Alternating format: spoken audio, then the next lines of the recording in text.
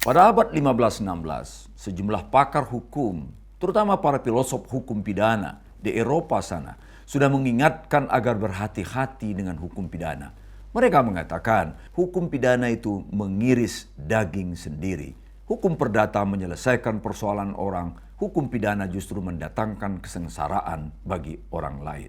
Oleh sebab itulah maka lahirlah hukum acara, hukum prosedur, hukum formal yang memuat batasan-batasan, standar-standar dan kewajiban-kewajiban yang harus dipenuhi oleh aparat hukum pidana, polisi, jaksa, hakim, agar mereka tidak keluar dari fungsi, tugas, dan wewenangnya sebagai penegak hukum pidana. Ini adalah visi demokrasi. Saya Superman Marzuki.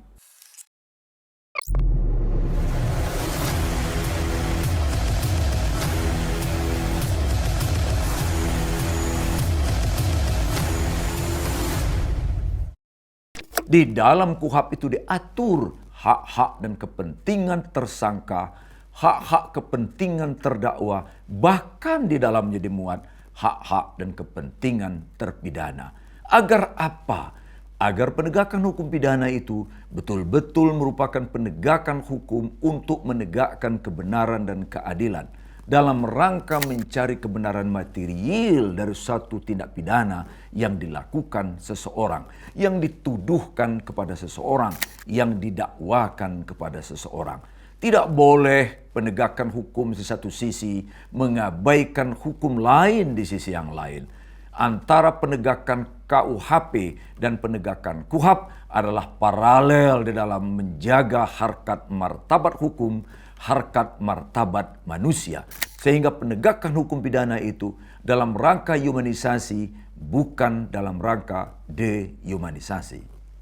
Kitab Undang-Undang Hukum Acara Pidana, umum orang mengenalnya dengan hukum acara, hukum formal atau hukum prosedur, memuat sekali lagi hak-hak dan kepentingan orang yang berhadapan dengan hukum pidana. Antara lain, haknya untuk memberikan keterangan tanpa tekanan, haknya untuk didampingi oleh penasehat hukum, haknya untuk melawan bukti-bukti yang diajukan oleh aparat penegak hukum dalam proses peradilan. Dengan kata lain, KUHP itu dalam rangka menjamin hak dan kepentingan mereka yang berurusan dengan hukum untuk tidak diperlakukan sewenang-wenang oleh aparat penegak hukum. Oleh sebab itu, di berbagai negara di dunia ini, hukum prosedur terus-menerus diperbaharui agar dia tidak menjadi pintu masuk bagi penyalahgunaan wewenang yang dilakukan oleh aparat penegak hukum, terutama sekali polisi dan kejaksaan. Karena itu pula, pembahasan substansi dan prosedur KUHP harusnya dilakukan secara cermat, secara hati-hati, transparan, akuntabel, partisipatif. Tidak terburu-buru, tidak mengejar setoran, dan sangat mengkhawatirkan sebagaimana diberitakan. Mudah-mudahan berita ini keliru bahwa DPR dan pemerintah menargetkan KUHP selesai dalam 2 kali persidangan. Waduh, ini benar-benar mengkhawatirkan kita sebagai rakyat Indonesia. Rasa-rasanya pemerintahan dan DPR ini seperti bermain-main membangun negara hukum. Tidak sungguh-sungguh. Padahal mereka harusnya tahu bahwa ini hukum untuk mengatur bagaimana manusia yang berurusan dengan hukum pidana diperlakukan dengan baik, diperlakukan manusiawi, yang diadili kesalahannya, bukan personal orang yang melakukan tindakan perbuatan hukum pidana itu. Akibat dari cara-cara pembahasan yang tertutup, cepat-cepat, dan cenderung tidak memperhatikan suara publik itu telah menimbulkan berbagai kecurigaan di tengah-tengah masyarakat. Ada apa ini pemerintah? Ada apa dengan DPR? Kok diam-diam saja tanpa memperhatikan prinsip-prinsip penyusunan undang-undang yang fair dalam satu negara demokratis? Harusnya mereka cermat, harusnya mereka hati-hati, bukan justru sebaliknya. Inilah yang mengundang dugaan, isu di publik bahwa ada agenda tersembunyi di balik perubahan KUHP itu. Mencuat kecurigaan. KUHP akan menguatkan kewenangan aparat penegak hukum pidana tertentu dan mengebiri kewenangan aparat penegak hukum pidana tertentu lainnya.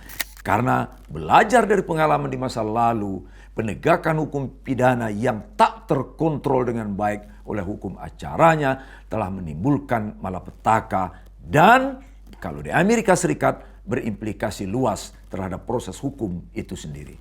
Kita bisa ambil contoh kasus O.J. Simpson, seorang pesepak bola legendaris Amerika Serikat. Dia dibebaskan oleh hakim federal karena polisi mengambil barang bukti dengan cara melawan ketentuan hukum acara di negara Paman Sam itu. Sedemikian ketat mereka mempertahankan prinsip-prinsip hukum formalnya. Di kita jauh panggang dari api. Ada banyak polisi melenggang begitu saja yang mengambil alat bukti, barang bukti dengan cara-cara melanggar prinsip-prinsip peradilan yang fair. Kasus kedua jauh lebih lama dibanding O.J. Simpson adalah kasus Miranda yang terkenal dengan Miranda Warning, peringatan Miranda. Miranda ditangkap, ditahan secara sewenang-wenang oleh kepolisian Amerika Serikat. Dan dia melakukan uji terhadap penangkapan itu. Mengeksaminasi penangkapan yang dia nilai sebagai pelanggaran terhadap hak-hak asasinya dan hak-hak konstitusionalnya. Pengadilan Amerika Serikat menerima keberatan Miranda. Dan sejak itulah keluar prinsip Miranda Warning, di mana kepolisian harus menyebutkan identitasnya, menyebutkan kesalahan seseorang, menyebutkan dia berhak diam, bahwa dia berhak didampingi oleh penasihat hukum.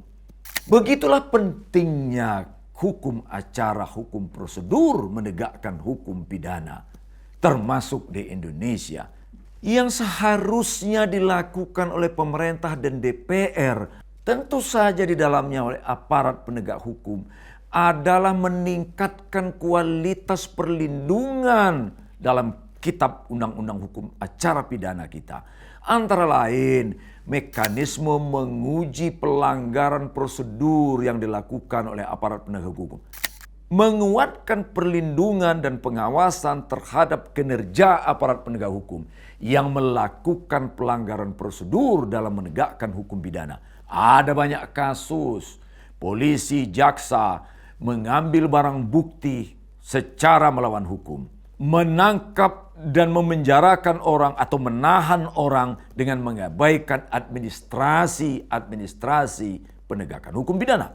Yang kedua, menguatkan standar pembuktian, relevansi bukti, batas-batas bukti yang harus dimiliki oleh aparat penegak hukum untuk menyatakan seseorang ini memenuhi syarat dinyatakan sebagai tersangka.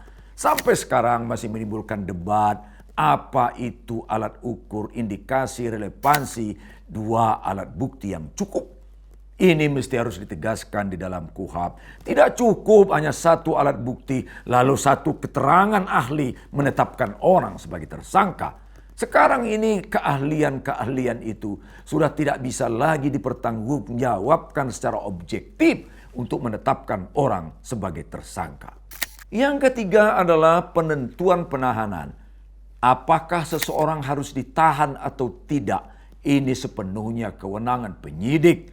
Lalu mereka mengatakan ini subjektivitas penyidik. Tidak bisa subjektivitas tanpa ada objektivitas. Inilah pentingnya dilakukan satu eksaminasi, uji persyaratan. Apakah seseorang layak ditahan atau tidak?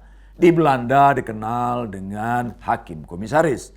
Apakah di kita akan diterapkan hakim komisaris atau mekanisme pengawasan lainnya? Ini harus segera diputuskan dalam KUHP kita. Sehingga kepolisian, kejaksaan, dan KPK tidak bisa lagi sewenang-wenang menahan orang dengan alasan ini subjektivitas penyidik. Kita khawatir kalau ini tidak dilakukan pengawasan, eksaminasi, maka penyalahgunaan ke depan akan terus bermunculan di mana orang tidak perlu ditahan. Syarat-syarat materialnya tidak terpenuhi pun ditahan. Dan yang keempat, penting dan patut KUHP kita mulai mengadopsi prinsip-prinsip internasional yang diatur di dalam hak asasi manusia mengenai perlindungan kelompok rentan, orang tua, anak, pengungsi, dan lain-lain, termasuk memuat ketentuan tentang hak-hak korban dan hak-hak saksi. Belum terlambat bagi DPR dan pemerintah. Belum terlambat bagi para pakar yang terlibat di dalam pembahasan ini untuk merenungkan dengan dalam, dengan jauh, pentingnya pembahasan dan substansi KUHP itu dilakukan secara objektif agar hukum pidana kita ke depan menjadi hukum pidana yang sama baiknya dengan negara-negara maju seperti yang sudah dicapai oleh negara-negara Eropa Barat dalam 20 tahun terakhir ini. Saya Suparman Marzuki, terima kasih telah menyaksikan tayangan ini.